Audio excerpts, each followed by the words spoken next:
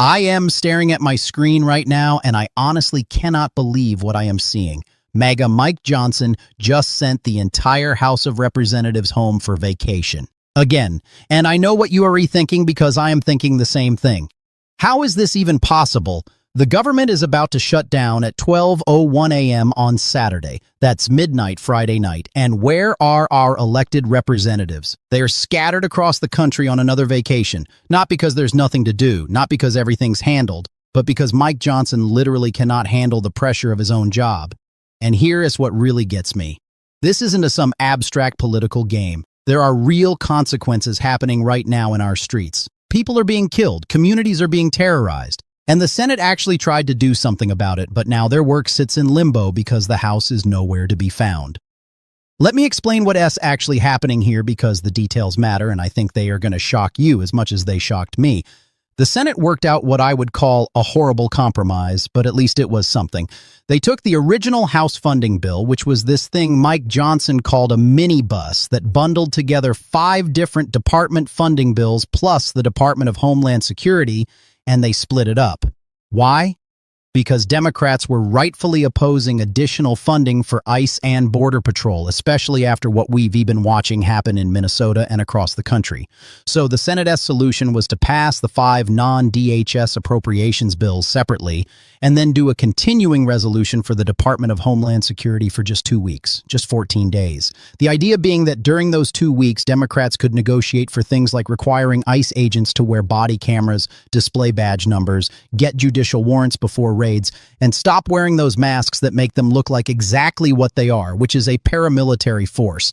Now, I have strong feelings about this compromise, and I'm going to be honest with you. I think it's absolutely insufficient. In my view, you cannot negotiate with authoritarians. You cannot compromise with people who are literally terrorizing communities. ICE and Border Patrol, from what I am seeing, need to be completely abolished. The individuals who have been torturing families and killing people in our streets need to be prosecuted. Trump appointees and officials who enabled this need to be impeached. But that's my opinion. Maybe I am too extreme on this. I don't think I am, but I acknowledge that reasonable people might disagree about the path forward. Here's what I do know for certain. This 2-week extension means ICE gets funded for another 14 days. 14 more days of raids. 14 more days of terror. 14 more days of what we saw happen to Renee Nicole, to Alex Prey, to countless others whose names we don't even know yet. And now this compromise, which again I despise but at least existed, has to go back to the House for an identical vote. That is how our system works.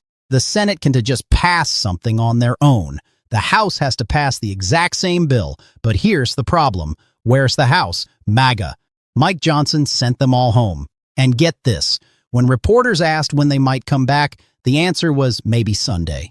Maybe, like it's optional. Like showing up to do the job the American people elected them to do is some kind of suggestion, and lots of representatives are already saying they can to make it back by Sunday, which means the earliest vote would be Monday.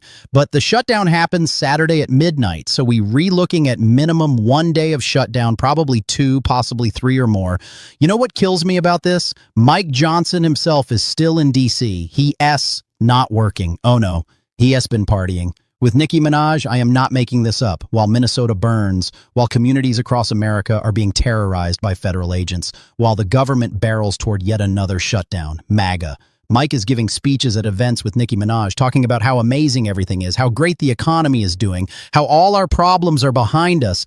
Let me play you what he actually said, because you need to hear this level of delusion. He is standing there, claiming the Republican Congress got right to work to fix the mess left by 4 years of what he calls Bidenomics. He talks about inheriting a real mess at the border and with inflation. And I am listening to this thinking, are we living in the same reality? Gas prices are up. Electric bills have tripled for many Americans. Housing is completely unaffordable.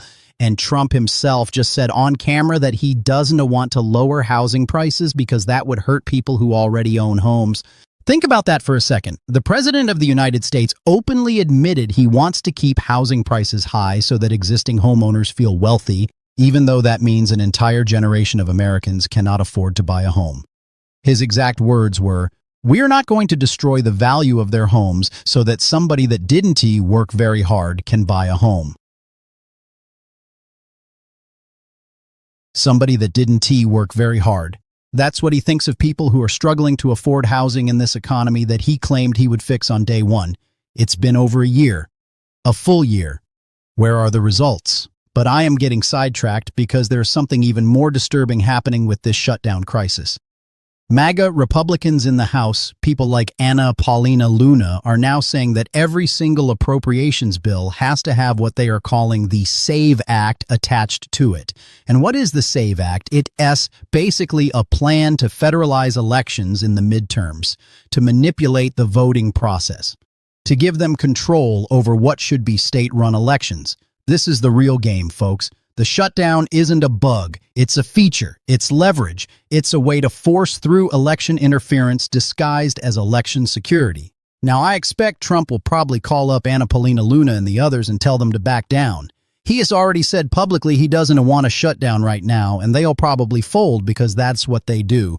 They perform independence and then they cave the moment he makes a phone call. But we should all be paying very close attention to what they tried to do here. They re-showing us their playbook for 2026. They re-telegraphing their intentions. And speaking of intentions, let me tell you about something that happened while Mike Johnson was partying with Nicki Minaj. A reporter, Nora McKee, asked him a simple question. Should there be an independent investigation into what's happening in Minnesota? His answer? I'm not going to forecast that. That's for the administration to look into. Let that sink in. The Speaker of the House, one of the most powerful positions in our government, was asked if there should be an independent investigation into federal agents killing American citizens in American streets, and he said he has no opinion. That's for the administration to decide. I don't care what side of the political spectrum you are on, Democrat, Independent, Republican. That answer should terrify you. The Speaker of the House should absolutely have a position on whether independent investigations should happen when federal agents kill people. That's not a partisan issue. That's a basic accountability issue. But MAGA, Mike, doesn't think it is his place to have an opinion. He'll defer to the administration. The same administration whose agents are doing the killing. You see the problem here? And while all this is happening, while Mike Johnson is abdicating his responsibilities and sending Congress home and partying with celebrities, there's new video emerging from Minnesota that I need to tell you about. It's footage of someone named Greg Bovino, and what he says on this video is absolutely chilling. He's talking to what appears to be Border Patrol or ICE agents, and he's telling them, "This is our effing city. We run this." He's telling them to arrest as many people as they want if anyone touches them. He says everybody gets it if they touch you. He talks about shipping in tractor-trailer loads of less lethal weapons, and then he says something that should make your blood run cold. He says it's all about us now. It ain't about them. Professional, legal, ethical, moral. You know what we read talking about. Legal, ethical, moral, you read on camera. But other than that, it's what we do. Think about what that means. He's literally saying on camera, be legal and ethical and moral because you are being recorded. But other than that, do what we do. The implication being that when cameras aren't around, different rules apply. This is the culture that has been created. This is what happens when you give a paramilitary force carte blanche to terrorize communities with no accountability. And Democrats are about to give them more funding.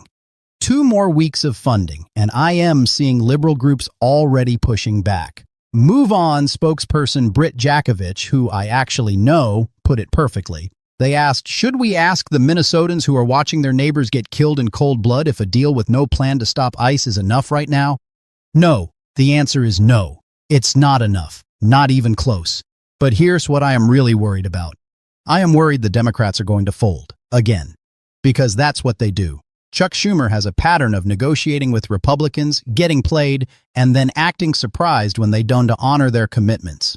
How many times do we have to watch this same movie before we learn the lesson? You cannot negotiate in good faith with people who are not operating in good faith. You cannot compromise with a paramilitary force. You cannot trust authoritarians to suddenly develop a conscience. And I know some of you are thinking, but we have to keep the government open. People depend on government services. Federal workers need their paychecks. I hear you. I do. And you're not wrong. But at some point, we have to ask ourselves what we are actually funding. Are we funding a government that serves the people, or are we funding the apparatus of our own oppression? Because from where I am sitting, that's what this 2-week extension is. It is funding the continuation of terror. It's funding the agents who killed Renee Nicole and Alex Prey. It is funding the people who are traumatizing children and beating elderly people and raiding homes without warrants. For what? So we can negotiate for body cameras and badge numbers? I'm sorry, but that's not good enough. These aren't traffic cops who need better training. These are people who are committing crimes against humanity. You don't reform that with body cameras. You abolish it and start over. But again, that's my opinion. I could be wrong. Maybe I am being too extreme. Maybe there is a path to reform that I am not seeing. What I do know is this. Mike Johnson has once again shown us exactly who he is. He is a man who will shut down the government rather than do the hard work of governing. He is a man who will party with celebrities while Americans die in the streets. He is a man who has no opinion on whether there should be accountability for federal agents who kill citizens. And the fact that he keeps getting away with it, the fact that he is still Speaker of the House, the fact that Republicans keep following his lead tells you everything you need to know about where we are as a country. We are not in normal times. This is not normal political dysfunction. This is a systematic dismantling of democratic accountability. This is authoritarianism taking root in real time. And if we don't wake up to that reality, if we keep pretending that normal politics will fix this, we're going to look back in a few years and wonder how we let it get so bad. So here is what I am asking you to do. First, call your representatives, especially if you have Democratic senators or representatives. Tell them no funding for ICE. Not 2 weeks, not 2 days, not another dime until there is real accountability for what's happening. Second, pay attention to what happens with this shutdown. Watch to see who caves and who stands firm. Remember their names. Hold them accountable in the next election. Third, if you can, support the protesters in Minnesota and elsewhere who are putting their bodies on the line to stand up against this. They are the ones showing real courage right now while our elected officials hide.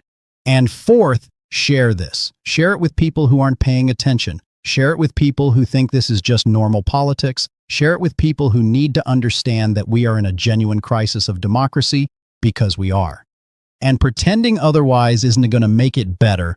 I'm going to keep covering this. I'm going to keep calling it out. And I hope you will stay with me because we are going to need each other to get through what's coming. Let me know what you think in the comments. Am I overreacting? Am I missing something? I genuinely want to hear from you, especially if you disagree with me. Because if there's one thing I am certain of, it is that we need to be talking to each other, listening to each other, and figuring out together how we respond to this moment. The House might be on vacation, but we